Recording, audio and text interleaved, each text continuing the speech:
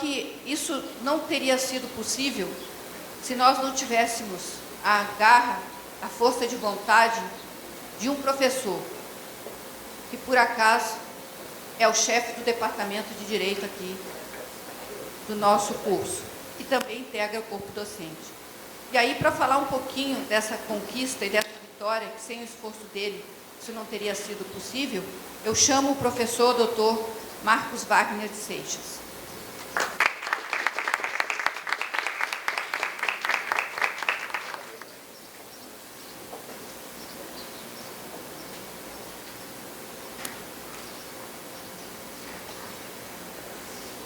Queria saudar as autoridades aqui presentes. Só reconheço aqui a procuradora Marcela Arumi, né? O nome dela, portanto, saúdo todas as outras. Colegas professores, alunos da graduação, demais presentes, e principalmente os alunos da pós-graduação. Antes de mais nada, eu queria pedir 10 segundos de silêncio e de orações, né, pelo nosso professor Pedro, que sofreu um grave acidente. Vou contar a partir de agora.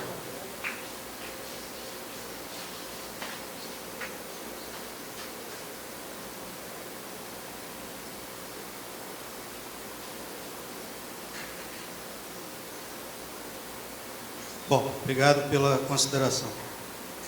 Eu preparei aqui algumas palavrinhas, até pelo caráter formal, né, que a professora Ana Alice implementou para todos nós aqui. Então, vou seguir o script e seguir aqui o que havia preparado. Em março de 2011, teve início o curso de Direito da UF de Volta Redonda. São, portanto, 7 anos e 7 meses desde que a primeira turma de graduação recebeu as primeiras aulas. Agora damos início à primeira turma de pós-graduação lato sensu, e assim como a de graduação, a única de Direito de universidade pública, não só em toda a região sul-fluminense, mas também em sudeste de Minas e nordeste de São Paulo. Ousaria dizer que a melhor escolha de curso e localização de todo o reúne. Só aqui em Volta Redonda, nossos alunos têm oportunidade de estágio nas defensorias, Ministério Público, ambos do Estado e da União, Procuradoria da Fazenda, Receita Federal, Justiça do Trabalho, Advocacia da União. Estamos ao lado do Fórum Regional, isso só para citar algumas das oportunidades em órgãos públicos, excluindo os da iniciativa privada. Seja como for, em todos eles, nossos alunos da graduação têm tido excelentes resultados nas respectivas seleções. Um dos motivos talvez seja que não estamos falando de somente 7 anos e 7 meses. Como já disse Isaac Newton, se eu vi mais longe foi por estar sobre ombros de gigantes. A Faculdade de Direito de Niterói tem mais de 100 anos, a UF mais de 60, e só aqui em Volta Redonda ela está estabelecida há mais de 50 anos, com a Escola de Engenharia na Vila Santa Cecília. Portanto, não começamos do zero, herdamos uma tradição de muito peso. Cerca de 2/3 do corpo docente de nosso curso é oriundo ou da graduação ou da pós-graduação do curso centenário de Direito da UF de Niterói.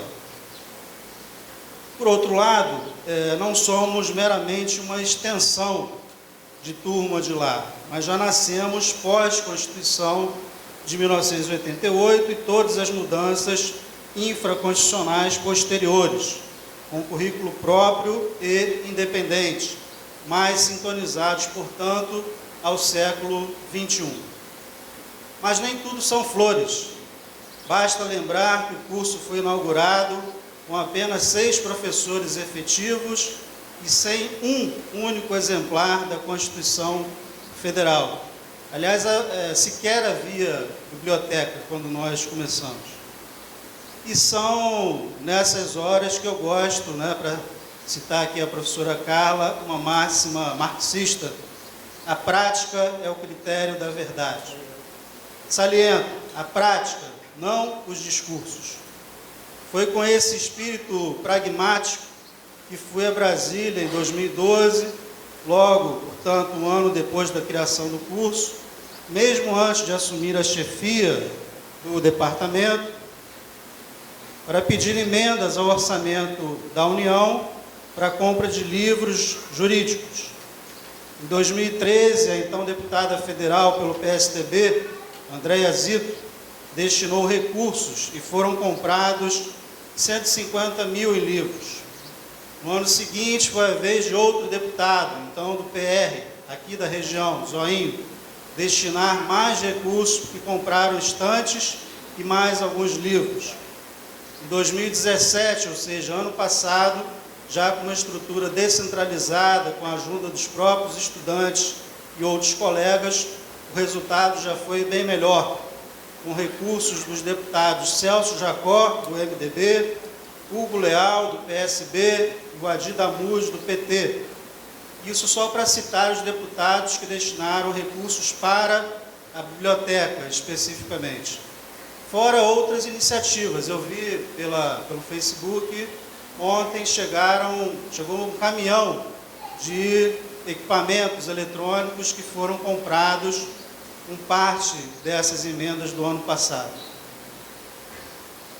Então, outras iniciativas, como a do Alexandre Serfiotti, do MDB, Glauber Braga, do PSOL, e Otávio Leite, do PSDB. Fiz questão de citar os partidos desses deputados para afirmar o caráter suprapartidário que deve orientar nossas ações. Como chefe do departamento, e eu confesso aqui que eu não gosto muito dessa expressão, né, chefe, parece tribo de índio, eu fui eleito pelos pares, né, para o mandato provisório. Então, eu estou só contribuindo com o que eu posso enquanto eu estiver à frente dessa missão. Mas não me ative somente ao discurso, portanto. Busquei na prática e com a ajuda de muitos, ao menos amenizar nossas deficiências desde a inauguração do curso, combatendo o possível partidarismo único na academia. Já foi dito que as palavras convencem, mas os exemplos arrastam. A diversidade de ideias e o respeito às diferenças tem sido nossa marca. Estamos a exato meio caminho do segundo turno das eleições presidenciais e não poderia deixar de falar em política com P maiúsculo. Afinal, Aristóteles já nos lembrava há mais de 2.500 anos que o homem é um animal político. Inaugurar um curso de pós-graduação totalmente público, com apenas 21 professores na graduação, é, sim, um ato político. Ainda mais se esse curso é direcionado a atender aos mais carentes da comunidade de Volta Redonda, tendo como pressuposto para a prestação de serviço a hipossuficiência econômica. O momento político não é dos mais calmos. Tivemos atentado a tiros contra a caravana do então primeiro colocado nas pesquisas. Depois, quando o primeiro colocado já era outro, tivemos uma facada. Lembramos da queda de avião em 2004, de outro cotado para assumir a presidência. Prefeitos, vereadores e jornalistas são assassinados por todo o país. Deixo no ar a pergunta: a quem interessa esse clima de medo e incertezas gerado com esses atentados constantes à nossa jovem democracia brasileira?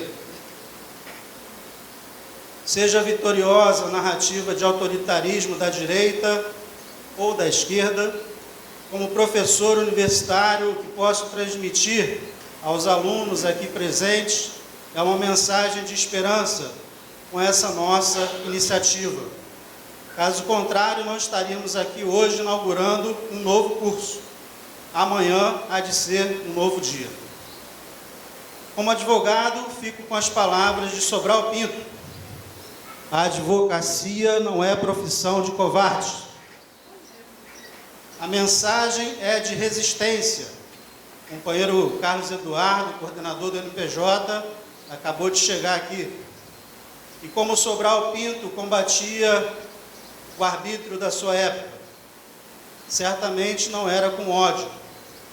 Pergunto à coordenadora do curso, nossa amiga Analice, estamos aqui com disciplinas Molotov 1 e 2, estágio supervisionado em barricadas, práticas de estilingue com pedras? Não, pelo contrário, estudamos direito constitucional, direito civil, penal, ética, argumentação jurídica. Se porventura os homens de toga falham, devemos nós corromper ou fortalecer a justiça? De respeitar ou aprimorar as instituições? Os exemplos arrastam. O que posso afirmar é que não estamos neutros nem omissos. Agora, em setembro, estabelecemos diálogo com o Conselho Federal da OAB, com os servidores do Congresso Nacional, com o ministro do STF e representantes do Ministério das Relações Exteriores. Daqui mais alguns dias faremos os primeiros contatos com membros da Corte Interamericana de Direitos Humanos, com sede em São José, na Costa Rica. Esses também são atos políticos. Não se iludam. Não foram, nem são meras visitas descompromissadas.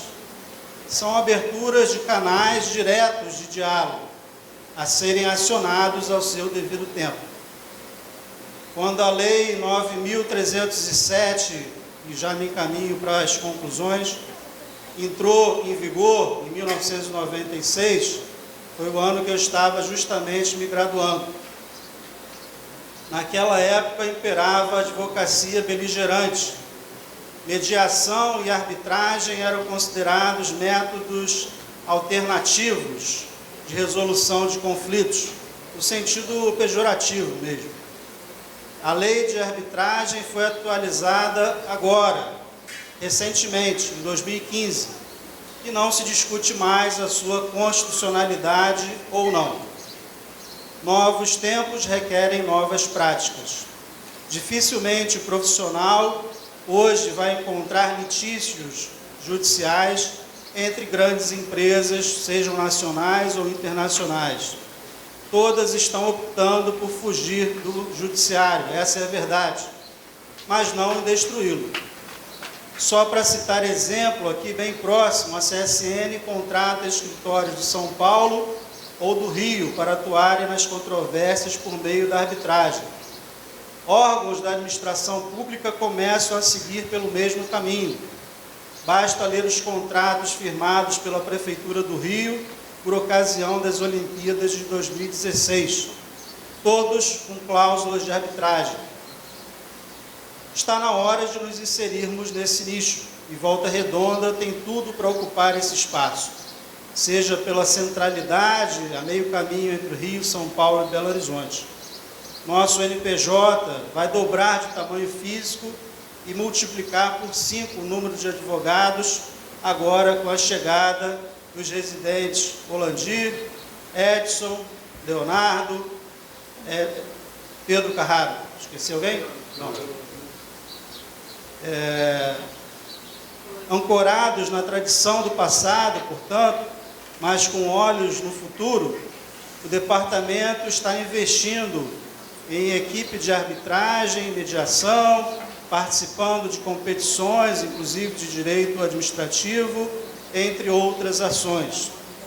Assim, teremos uma sala especialmente montada dentro do NPJ para essas práticas, bem como começamos a tramitar, ainda em meados de 2016, o processo que está culminando hoje, com essa aula inaugural.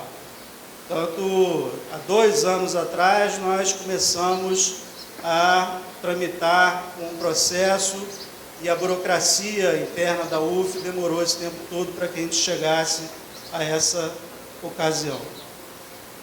E aí termino. Não à toa o tema da aula inaugural, mediação de conflitos e princípio da não violência, que vai ser ministrado daqui a pouco pela nossa querida professora Renata Braga. Obrigado pela paciência.